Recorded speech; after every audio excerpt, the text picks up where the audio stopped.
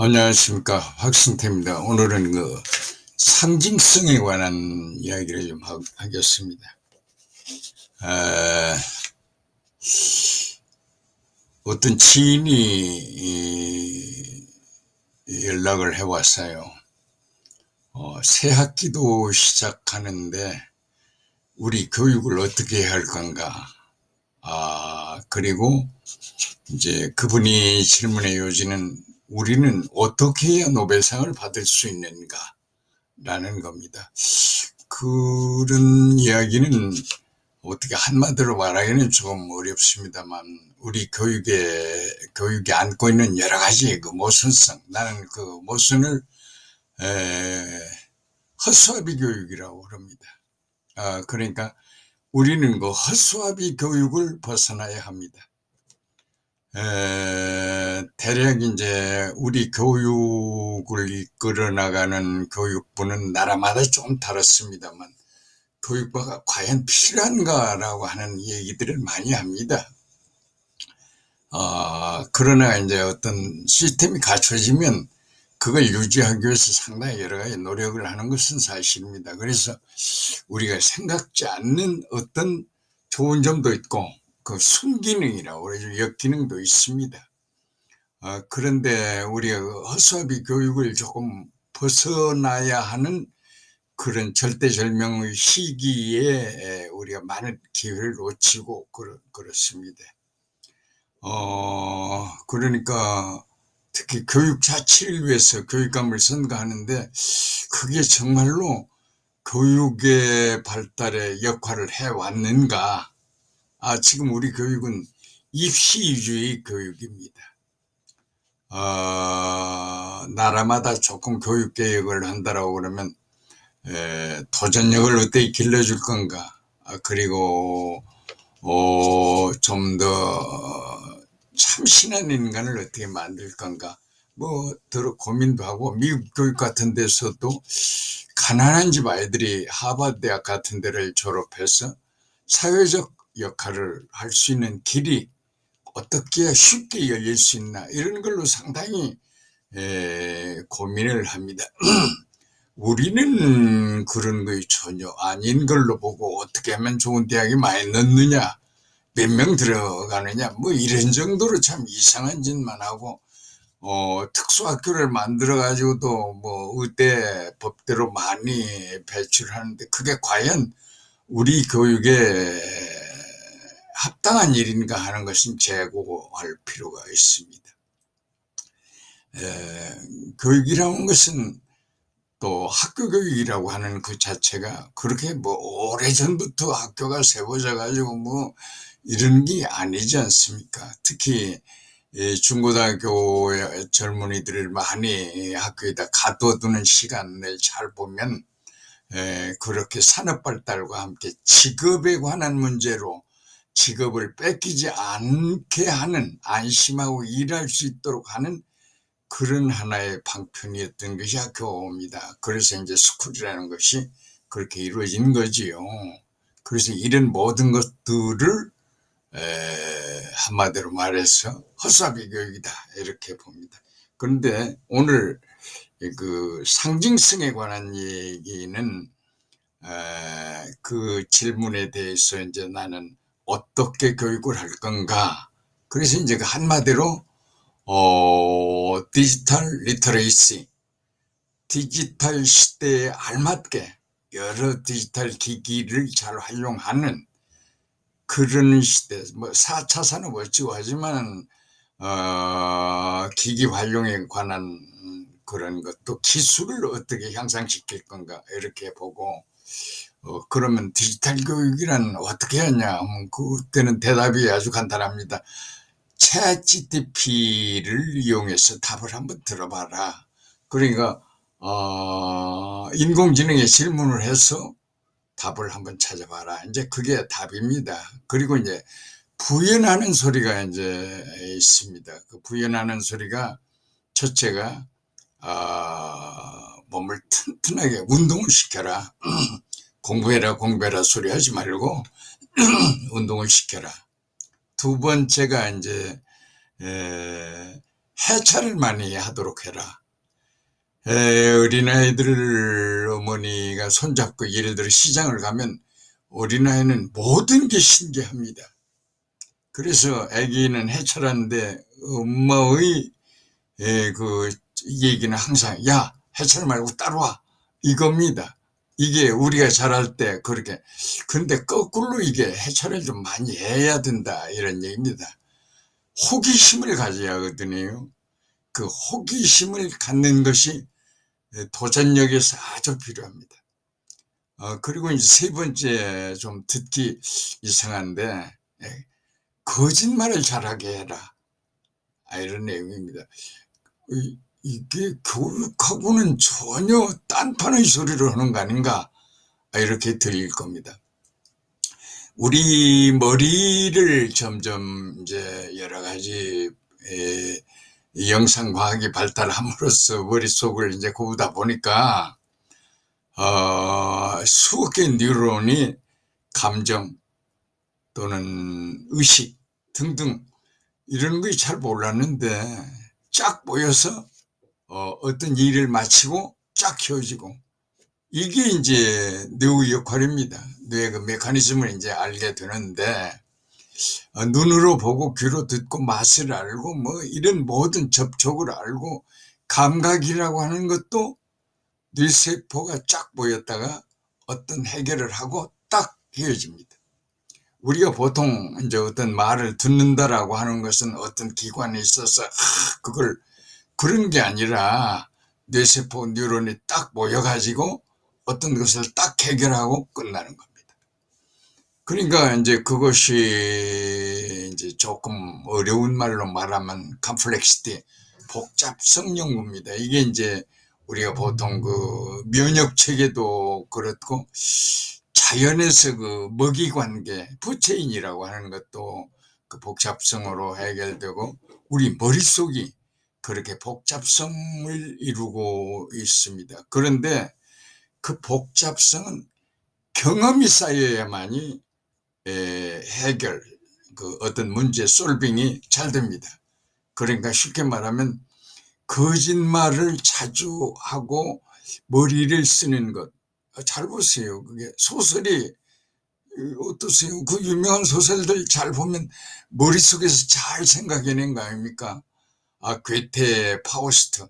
나는 그 파우스트의 한 장면을 꼭 기억하고 대학 1학년 때 배웠던 건데 에스일트 der Mensch solange er stirbt. 인간은 노력하는 한 고통이 있다. 이거 지금도 기억에 생생합니다. 그렇게 이제 머리 쓰는 겁니다. 그러니까 소설, 이야기, 스토리텔링 거의가 다 머리에서 딱 모여서 어떤 걸 생각해내고 표현할 수 있도록 이렇게 이제 어떤 메커니즘이 제대로 돌아가는 것, 즉 그것을 이제 조금 유머스럽고 딱 베끼게 하기 위해서 거짓말도 좀. 그래서 이제 어른의 경우에는 거짓말을 어떻게 듣고 그 지도하는 방법도 좀 알아둬야 되겠죠. 그래서 이제 오늘 얘기하고 싶은 그 상징성이라고 하는 것이 이렇게 좀 거짓말 잘한다라고 할까요? 그런 쪽 생각을 한번 해볼 수 있지 않은가 이렇게 생각합니다. 특히 허수아비 교육을 벗어날 수 있는 길이 아닌가 그렇게 생각합니다.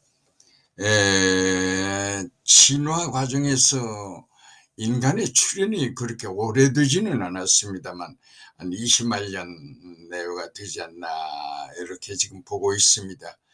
그래서 이제 20만 년 동안의 그 인간의 발달을 보면 그렇게 인간이 썩 어떤 두각을 잘 나타냈던 그런 동물이 아닙니다. 형편없고 보세요. 사자 아주 힘이 세고 억센 이빨을 가지고 있고 행동도 민첩하고 사람은 어디 하나 그렇게 용맹스럽고 그런 게 없잖아요. 그런데 인간이 살아남을 수 있던 것이 뭘까? 그게 이제 머릿속에 이제 위장을 한다든지 거짓말도 잘하고 하면서 잔인했던 것이 아닌가. 그래서 인간의 그 잔인성으로 인류가 이제 유지가 되는데, 그것도 이제 한 5만 년 전쯤에 인간의 머리가 확 달라집니다. 그래서 도망도 잘 다니고 위장도 해보고 안 죽으려니까요.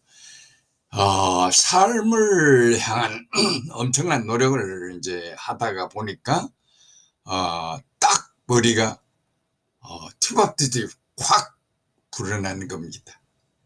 그것이 굉장한, 변화입니다. 그래서 인간이 점점 여러 가지 사고의 변화라든지 감성을 갖는다든지 그리고 언어를 갖는다든지 뭐 예술적인 어떤 표현을 한다든지 등등 여러 가지 상징성에 노출이 됩니다. 그래서 이제 주로 이제 창작 활동도 하고 뭐 벽화도 그리고 뭐 나름대로 동물이 어디가 많은 것도 뭐 그려보고 여러 가지를 하게 됩니다. 그래서 이제 점점 어떤 의식이 생기면서 남녀의 구분이라든지 뭐 하여간 생각지 않은 일들에 접하면서 익숙하게 됩니다. 이것이 이제 우리가 살아남고 발전하는 그런 계기가 됩니다. 그러다가 이제 불도 이용하고 도구도 이용하고 뭐 하다가 보니까 이렇게 문화적 문명적 발전을 가져오게 됩니다.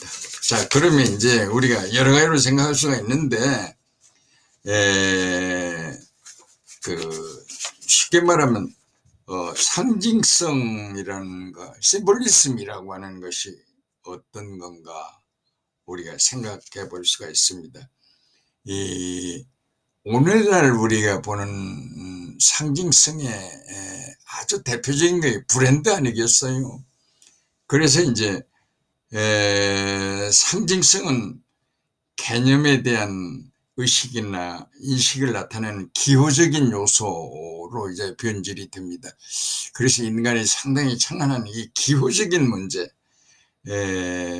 문화라든지 사회적 공유라든지 또는 일반적인 여러 가지가 있어서 로고라든지 아이콘 같은 것 이런 것이 이제 상징성으로 되어가고 있습니다. 이제 표현하고 있습니다. 그래서 이제 우리는 또 어떤 조직을 통해서 기업을 만든다든지 하는 데서의 그 상징성을 나타내는 브랜드가 이제 나오게 되는데 이런 것들을 잘 보면 변화 과정이 상당히 인간의 그 머릿속에서 이루어진다는 겁니다. 이게 아주 특이한 겁니다.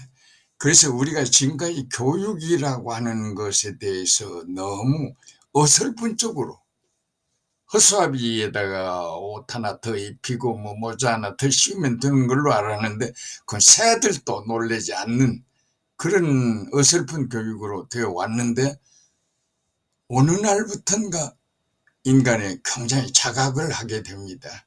그래서 이제 로봇에 관한 생각도 하게 되고 인공지능이라고 하는 것을 파고들어서 그 로봇에게 이제 지능을 넣어줄 수 있는 감정을 넣어줄 수 있는 그런 생각을 하게 됩니다. 그래서 우리가 이제 그런 쪽으로 구체적인 어떤 교육을 할 수 있지 않나. 물론 역사에서 그런 것들이 많이 나타나는데 잘 모르고 지내왔습니다.